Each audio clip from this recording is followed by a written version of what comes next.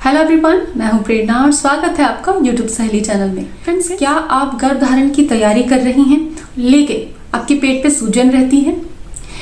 ऐसी अकेली आप ही नहीं, 25% महिलाएं जो बेबी प्लान कर रही हैं, फर्टिलिटी एज ग्रुप में हैं, उनको ये प्रॉब्लम होती है और इसके कई कारण होते हैं। एक प्रमुख कारण एंडोमेट्रियोसिस की कंडीशन होती है, जिसमें पेट के निचले हिस्से, नाभि का जो निचला हिस्सा है, जहाँ यूट्रस, ओवरीज और फैलोपियन ट्यूब्स होती हैं, उनमें सूजन रहता है।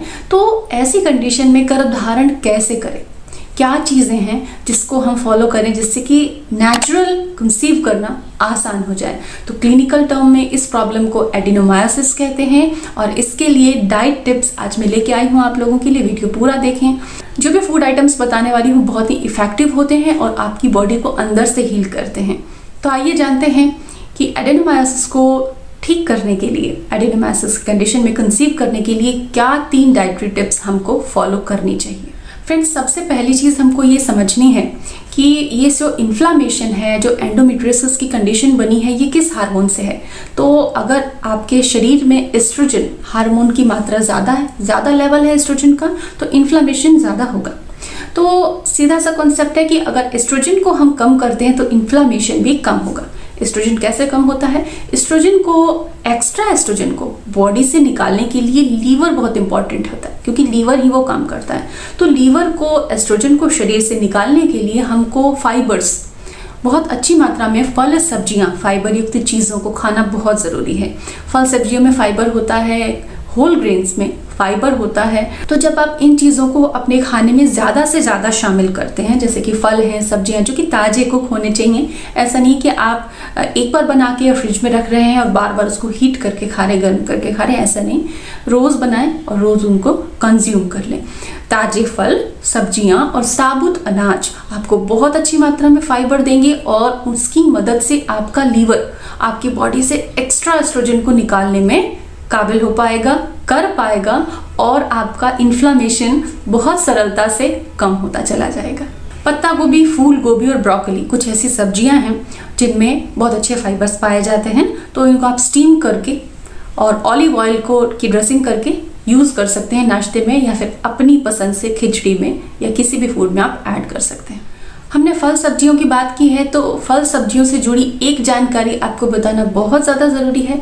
कई बार लोग ये समझते हैं कि हम फल सब्जी तो हमेशा खाते हैं, बहुत अच्छी मात्रा में नियमित खाते हैं, लेकिन हमारी प्रॉब्लम सॉल्व नहीं हो रही है। तो ध्यान रखें कि आजकल बहुत ज़्यादा पेस्टिसाइड्स का यूज़ हो रहा है फल सब्जियों के उत्पादन में।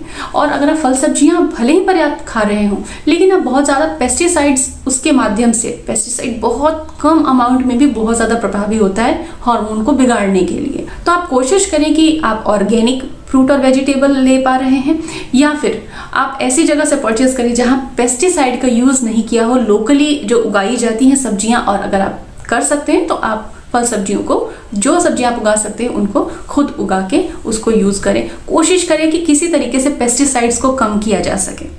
पॉइंट नंबर 2, ट्रांस फैट वो होता है जो कि जितने भी प्रोसेस्ड फूड होते हैं उनके अंदर पाया जाता है। जैसे कि आप मार्केट जाते हैं तो आप कचौड़ी, समोसे और तली हुई चीज़ें, बाहर का खाना जो भी तला हुआ यूज़ करते हैं, उन सब के अंदर ट्रांस फैट होता है। इसके अलावा केक, कुकीज़, बिस्किट्स, ये जो भी प्रोसेस्ड चीज़ें होती हैं, इन सब के अंदर ट्रांस फैट पाया जाता है।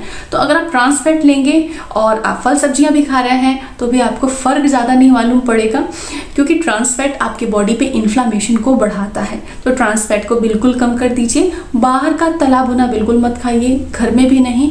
बहुत कम ऑयल में या दूसरे तरीकों से अपने फूड को बेहतर बना के, स्वादिष्ट बना के आप खा सकते हैं। ट्रांस फैट की जगह आपको हेल्दी फैट को यूज़ करना है। ओमेगा 3 यानी कि अखरोट को आपको इस्तेमाल करना है, सनफ्लावर ऑयल को आपको इस्तेमाल करना है, ऑलिव ऑयल का आप इस्तेमाल कर सकते हैं। तो ऐसे ऑयल को यूज़ करना है जिसके अंदर गुड फैट हो। टिप नंबर 3, आपके फूड में, आपके दोपहर के खाने में, आपकी रात के खाने में, आपकी प्लेट में आधा पोर्शन सब्जियां होनी ही चाहिए, क्योंकि फल और सब्जियों के अंदर विटामिन ई, विटामिन सी पाया जाता है।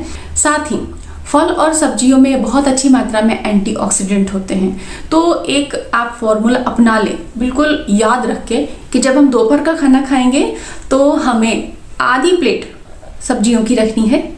चाहे आप दाल में ऐड कर लीजिए, चाहे आप फ्राई करके कुक कर लीजिए। आधा पोर्शन प्लेट का सब्जियां ज़रूर कवर करें, दोपहर के खाने में भी और रात के खाने में भी। इसके अलावा बाकी टाइम स्नैक्स जब आप लेते हैं तो सीड्स नट्स ज़रूर लें, क्योंकि उनमें गुड फैट होता है, साथ ही उसमें एंटीऑक्सीडेंट्स भी होते हैं। ये एंटीऑक्सीडेंट्स आपकी बॉडी पे जो इन्फ्लामेशन है, इन्फ्लामेशन के कारण है, जिन तत्वों की वजह से इन्फ्लामेशन है, उनको शरीर से निकालने में, फ्री रेडिकल्स को रिमूव करने में एंटीऑक्सीडेंट्स बहुत प्रभावी होते हैं।